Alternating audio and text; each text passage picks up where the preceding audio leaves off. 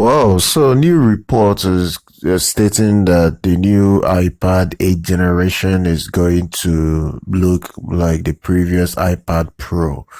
It's only going to drop the Touch ID for the new Face ID. It's not gonna have so many new features that would blow your mind, but it will be very good. And it's gonna be launched with the new iPhone 12 lineup. It's definitely coming very soon, even though the date hasn't been placed out. So the upcoming iPad 2020 is gonna come. It's definitely gonna have a thinner bezel. It's going to come with Face ID sensors. Definitely, it's going to replace the Touch ID fingerprint sensor. It is going to be a little bit slimmer than the previous generation iPads. The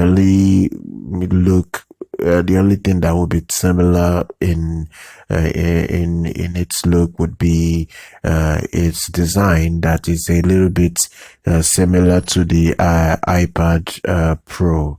So that's, if you already have the iPad Pro, you can have an idea of how the new iPad 8th generation would probably look like. I am not sure the final name for this would still be iPad 8th generation. I think they may still end up calling it something, but this is what we can expect at the moment. It's definitely going to come with a decent screen size, around 10.8 inches of display size. It is going to have the USB Type-C and dual speakers embedded in it. It is definitely going to have good microphones for calls. It is going to support, at least it is hinting that it's going to support the new Apple Magic Keyboard.